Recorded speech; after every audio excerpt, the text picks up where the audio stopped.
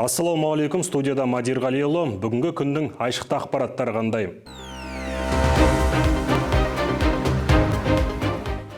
Ұлытау облыстық мәслихатының кезекті 6-шы сессиясы өтті. Шаһарымыздың дамуына үлес қосқан құрылысшылар марапатталды. Полиция полковнигі Исатай Қосжановты еске алуға арналған шағын футболдан турнир өткізілді. Бүгін Ұлытау облыстық мәслихатының кезекті 6-шы сессиясы өтті. Толығырақ келесі бейнесюжетте.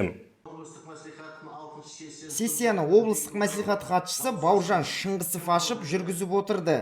Сессияға қала аудан әкімдері мен қалалық және аудандық мәслихат депутаттары Zoom платформасы арқылы онлайн форматта қатысты.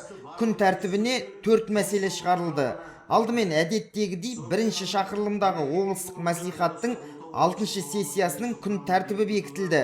Одан кейін сессияның хатшылық құрамы сайланды. Үшінші сұрақ бүгінгі сессияның негізгі мәселесі Ұлытау облысының қоғамдық кеңесінің құрамын бекіту туралы болды. 22 жылдың 15 шілдесінде Ұлытау облыстық мәслихат хатшысының өкімімен 7 адам тұратын жұмыс тобы бекітіліп, жұмыс тобының бірінші отырысы өткізілді. Ағымдағы жылдың 18 шілдесінде жұмыс тобының екінші отырысы өткізілді. Күн тәртібінде келесі мәселелер қаралды. Облыс қоғамдық кеңесінің мүшелерін сайлау бойынша конкурс туралы хабарландыруды. Бұқаралық ақпарат құралдарында және сайтта жариялау. Бағалау парағының нысанын бекіту. Үміткерлермен әңгімелесу өткізу үшін сұрақтар тізімін әзірлеу. Ұлытау облыстық қоғамдық кеңесіне мүшелікке қабылдануға өңірдің 20 тұрғынынан өтініш келіп түскен. Ұлытау облысының қоғамдық кеңесін қалыптастыру жөніндегі жұмыс тобы аталған өтініштерді егжей-тегжейлі қарап, саралап, нәтижесінде 13 адам Ұлытау облыстық қоғамдық кеңесінің мүшелігіне өткен. Сонымен жаңа облыстың алғашқы қоғамдық кеңесінің мүшелерімен таныс болайық. Олар кімдер екен? Бірінші, Сатыбалдин Ерболат Жалғасбаевич, кәсіпқорған салалық кәсіподақ ұйымының төрағасы, Жезқазған қаласының тұрғыны. Мукеева Аяна Мақсутовна, жеке кәсіпкер, Жезқазған қаласының белсенді тұрғыны. Маткенов Мұрат Кадерович, Қарсақпай мыс қорыту зауытының директоры, Қарсақпай кентінің тұрғыны. Абжапаров Абзал Мұсылманбекович, Ақсауыт қоғамдық бірлестігінің төрағасы, Ұлытау ауданының тұрғыны. Хамитов Мархат Искакович, жеке кәсіпкер, Жезқазған қаласының тұрғыны. Бегенов Бауыржан Жаппасович, Азамат Агро шаруашылық қожалығының директоры, Сатпаев қаласының тұрғыны. Жақсыбеков Данияр Даукенович, Жайрем кен байыту комбинатының ғимараттар, қонақ үйлер, жатақханалар кешенінің аға әкімшісі, Қаражал қаласының тұрғыны. Токишева Ақжарқын Ғалымқызы, нөмір 4-ші жалпы білім беру мектебінің мұғалімі, Жезқазған қаласының тұрғыны. Ким Артем Сергеевич, дзюдодан олимпиадалық резервтегі балалар мен жасөспірімдер спорт мектебі коммуналдық мемлекеттік мекемесінің басшысы, Қаражал қаласының тұрғыны. Оспанов Сакен Жалубаевич, Жаңарқа ауданының шаруа қожалығының басшысы, Жаңарқа ауданының тұрғыны.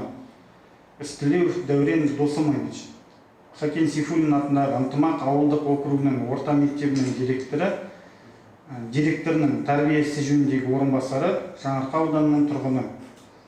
Тұрлыбек Алаш Мырқалұлы, жеке кәсіпкер, Сатпаев қаласының тұрғыны. Және 13-ші Бекмағамбетов Марат Егінбаевич, Арай жауапкершілігі шектеулі серіктестігінің директоры, Жезқазған қаласының тұрғыны. Қоғамдық кеңеске өтпей қалған 7 азамат резервте тұратын болады. Болашақта кеңес мүшелерінің саны көбеюі де бек мүмкін. Кеңес мүшелерінің шешімімен Ұлытау облыстық қоғамдық кеңесінің төрағасы Ерболат Сатыбалдин болды. Сессия соңында облыстық мәслихаттың келесі 7-ші сессиясының редакциялық құрамы сайланды.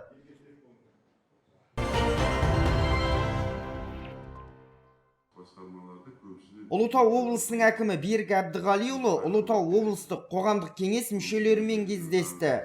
Өңірдің ең белсенді деген азаматтарынан жасақталған топ жұмысына сәттілік тілеп, Ұлытау облысының кешенді даму жоспарымен таныстырды. Біз өте көп қаражат сұрап жатырмыз республикада. Ол жаңағы жол болсын, экология болсын, кәріз жүйесі, су, басқа да құрылыс бәрі де осы жерде бар. Оны қалай өтетінін оны мен айта алмаймын. 100% біздің айтқанымыздай өтіп жатса мына жол, ол жақсы. Бірақ оны көбісі өтпеуі мүмкін. Осы жолы өтпеуі мүмкін. Бірақ оны егер де бұлар кешенді жоспарға кірмей қалса, 23-ші жол келмесе, біз бәрі оны 24-ші жылға жалғастырамыз. Бұның бағдарламаның 5 жылға қабылдап жатырмыз. 22-ден 26-ға дейін тәртібі солай. Ең бастысы кешенді жоспарды қабылдау үшін тек қана мемлекет басшысы ғана тапсырма береді.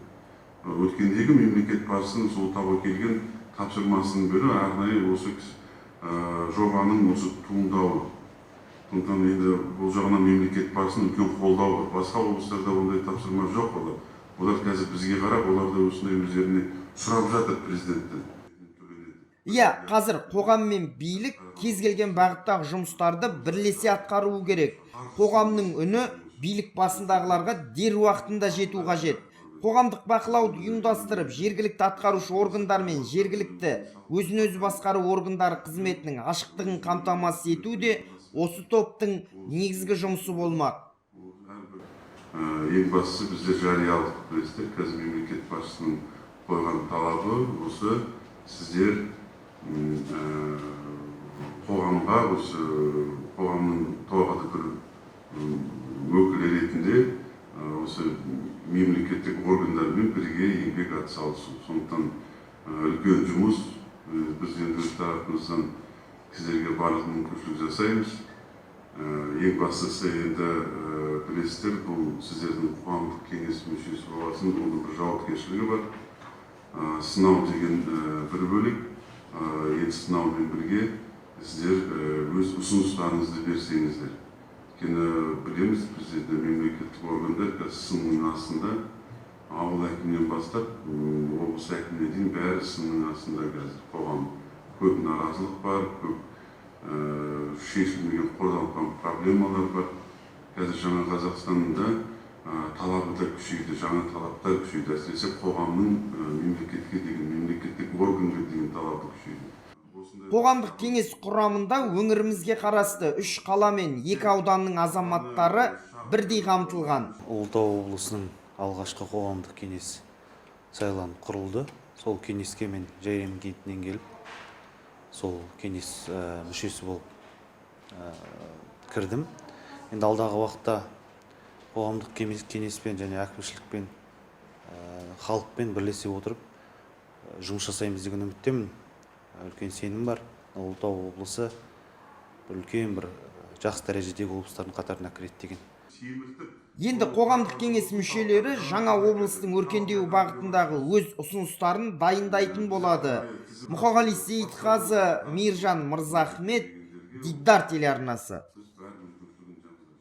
Ұлытау облысының әкімі Берік Әбдіғалиұлы тұрғындарды жеке мәселелері бойынша қабылдады. Облыс әкімінің қабылдауына алдын ала 5 азамат жазылған. Оның 3-еуі қабылдауға келді. Егібай Шалов ауыл шаруашылық саласын өркендетуге бағытталған кластер Ұлытау жобасының үйлестірушісі және жетекшісі. Бұған дейін республикамыздың өзге де облыстарында жұмыс жасаған кластер Ұлытау жобасын Жезқазғанда жандандырғысы келеді. Аталған бағдарлама негізінен өңір тұрғындарын табиғи сүтпен қамтамасыз етуге бағытталған. Бұл проекті тоқтап тұрды. Бірнеше облыстарда жасап көрдік, бірақ онша жүрмеді. Өйткені көп жағдайда Шығыс Қазақстанда ма, қай жақта? Шығыс Қазақстанда. Есімде. Шығыс Қазақстанда 5 жылда жүрдік. Сол жерде 2 жыл жақсы жұмыс істеп, содан кейін өзгерістер болып кетті.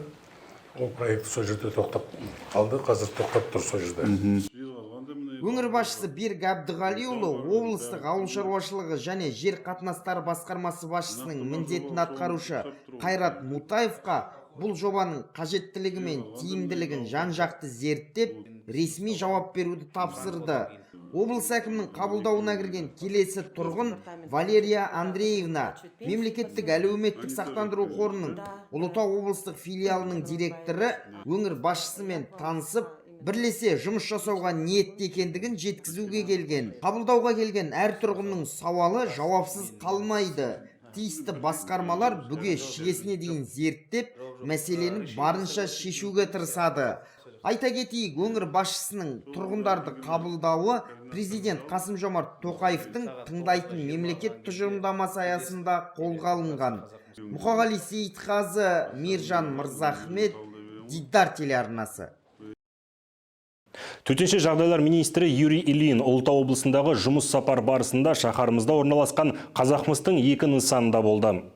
Төтенше жағдайлар министрі Юрий Ильин алдымен Қазақмыс Сmelting жауапкершілігі шектеулі серіктестігі мыс қорыту зауытының балқыту цехында болды. Жезқазған мыс балқыту зауыты әлемге әйгілі кәсіпорын. Одақ кезінде қол төрткүл дүниеге танылған. Қазақстанда қазір мыс өндіретін кәсіпорын көшін бастап тұрған бұл зауыт әлемдегі алғашқы ондықта. Өндіріс орны 1972 жылы пайдалануға берілген, негізгі қызметі катодты мыс өндірісі.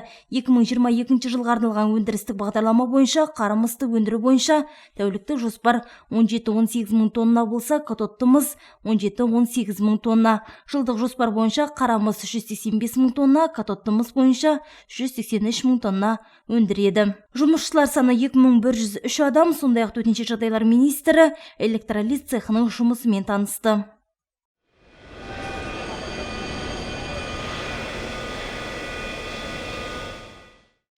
Саф алтындай сарымыз түпкі өнімнің тұсауы кесілген тұс электролиздеу цехы. Мұнда шақпақ мысының сапасын арттыруға бағытталған электролит температурасын реттейтін және оның құрамындағы активті затты бақылайтын автоматты желі өндіріске енгізілген. Министр барған соңғы нүкте оңтүстік Жезқазған кенішінің нөмір 65 шахтасы. Негізгі қызметі мыс кенін өндіру және жөнелту.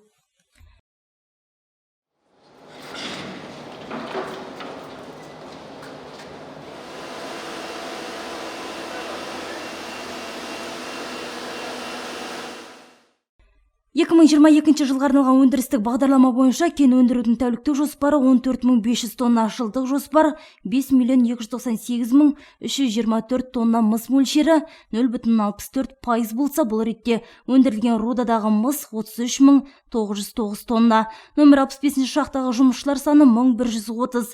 Министр шахтадағы кеншілердің жұмыс жағдайы мен кәсіпорынның технологиялық процесін көзімен көрді. Кездесу барысында компания кәсіпорындарындағы өнеркәсіп қауіпсіздігін қамтамасыз етудің ағымдағы мәселелер талқыланды.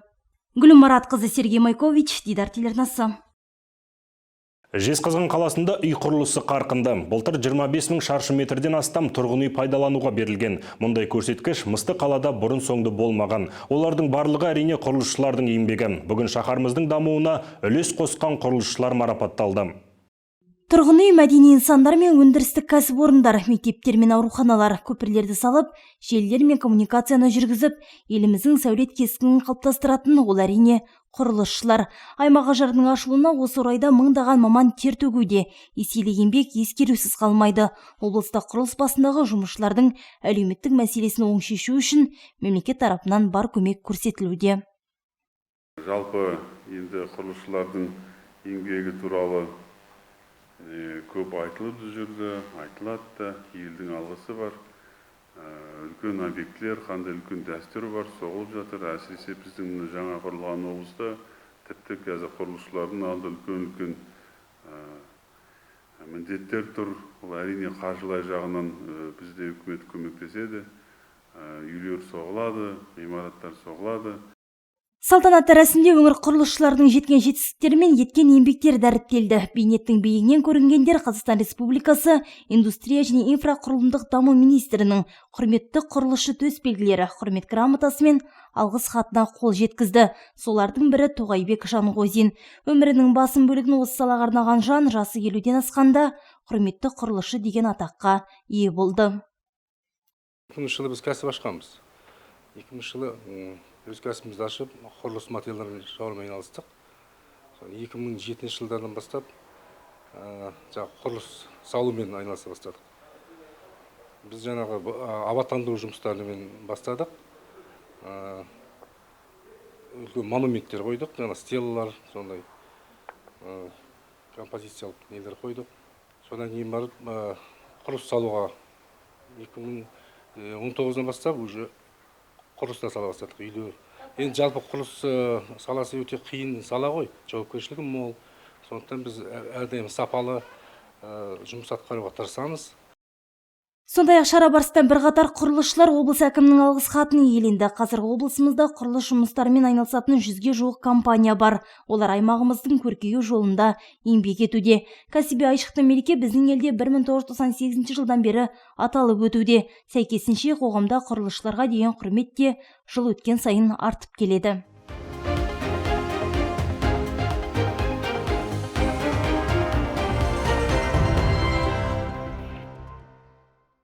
Құрылыс индустриясы экономиканың негізгі іргетасы. Кез келген елдің экономикалық күш-қуаты мен әлеуметтік тұрақтылығы құрылыс саласының дамуымен тікелей байланысты деген қала әкімі құрылыс саласының мамандарын құттықтап, құрмет грамоталары мен алғыс хаттар табыстады. Сіздерге мына бүгінгі кәсіби мерекелеріңізбен шын жүректен құттықтаймын. Отбасыларыңызға амандық, өздеріңізге денсаулық тілеймін. Мына өзің қаламыздың ең басынан бастап құрылысшылар болмаса қаламызда болмаушы еді. Ең жаңағы бастысы, өздеріңіз білесіздер, құрылысшылар ең әлемдегі ең мейірімді маман. Сондықтан алда қойған жоспарларыңызға жете беріңіздер, үлкен жеңістер болсын, жақсы жетістіктер болсын. Оның ішінде енді өздеріңізге мықты денсаулық тілеймін. Өңірдің құрылыс саласына өлшеусіз үлес қосып келе жатқан жанның бірі Әбілхан Түсіпбеков әскери борышын өтеп келгеннен кейін өңірге оралып, қаланың даму жолында еңбек ете бастайды. Қаладағы ауруханалар, мектептер мен мемлекеттік мекемелердің бой көтеруінде құрылысшының еңбегі зор. Мынау біздің құрылыс мерекесімен құттықтап жатқан акиматқа, әкімшілікке және құрылыс бөліміндегі өзіміздің әкімшіліктегі құрылыс мамандарына рахмет айтамын. Мен өзім құрылыс саласында әскери міндетін атқарып келгеннен бастап құрылыс саласында жүрмін. Енді бар осында бүкіл қазақстандықты құрылысшылар күнімен құттықтаймын. Мынау еліміз көркейе берсін. Осы өзіміздің Жезқазған қаласының сәулеттік ғимараттар бой көтеріле берсін. Жезқазғанымыз үлкейіп өсе берсін. Құрылыс саласында табысты еңбек етіп жүрген нәзік жандылар да аз емес. Бүгін олар бар құрмет пен қошеметке бөленді. Солардың бірі Жезқазған қалалық құрылыс бөлімінің бас маманы Гүлназия Бралинова. Осы бүгін біздің кәсіби мерекеміз. Кәсіби мерекемізге орай міне Қарағанды облысы әкімінің атынан міне алғыс хатпен марапатталып жатырмын. Өте қуаныштымын. Осы құрылыс саласында жоғарғы оқу орнында Қарағанды политехникалық университетін 92 жыл тәмамдадым. Содан кейін міне осы маман ретінде осы салада міне 96 жылдан бастап жұмыс істеп келе жатырмын. Осы міне қазіргі таңда міне осы мемлекеттік мекемеде жұмыс істеп, қаншама міне қаламызда үйлер, тұрғын үйдің құрылысы жүріп жатыр, міне мектептің құрылысын аяқтап тапсырдық. Сондықтан да осы еңбектеріміз еленіп жатқанына мен өте қуаныштымын. Айта кетейік, келесі жылы Жезқазғанда балаларға арналған спорт академиясы мен 200 орындық интернат салу жоспарда бар. Тек әлеуметтік спорттық нысандар емес, Қазақмыс басшылығы тұрғын үйлер құрылысында қолға алмақ. Гүлім Маратқызы, Дархан Нұркамал, Сергей Майкович, Дидар телеарнасы. Ұлытау облысының ішкі істер органдары қызметкерлері арасында полиция полковнигі Исатай Қосжановты еске алуға арналған шағын футболдан турнир өткізілді. Оны ұйымдастыруға Ұлытау облысының полиция департаменті ұйытқы болды. Аталмыш турнир ұзақ жылдар бойы аймағымыздың қоғамдық қауіпсіздігін қамтамасыз етіп, ел тыныштығын сақтау жолында аянбай еңбек еткен полиция полковнигі Исатай Сақтайұлының еңбек жолын әріптестеріне үлгі өнеге ретінде ұйымдастырылып отыр. Абыройлы да жауапты қызметтің арасында басшылық лауазым сеніп тапсырылып, соңғы жылдары Жезқазған қаласының полиция басқармасының басшылық қызметін атқарды.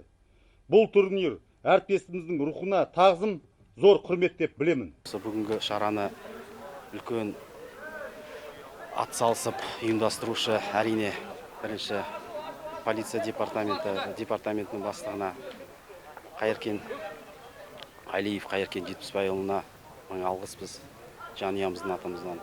Және мынау қалалық полиция басқармасы Исжанов Ерлан Сапарұлына рахмет. Осы бүкіл ұжымға рахмет. Алланың разы болсын бүгінгі іс-шараға. Енді жана Қайыркен Жетпісбаев айтып отыр ғой, жылда осы шараны қолға аламыз деп. Енді ұзағынан сүйіндірсін деймін. Енді осы істеріңізге сәттілік тілеймін, отбасыларыңызға амандық тілеймін.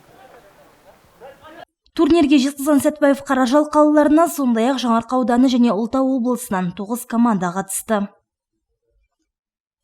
Исатай Сақтайұлы Қошановтың біздің ұрпаққа берген тәлімі болашақ осындай турнирлер арқылы қызметкерлерге жете береді. Және жұмысқа орналасқан жас қызметкерлерге өнеге ретінде біз бұны одан әрі жаңғырта береміз осындай шараларды.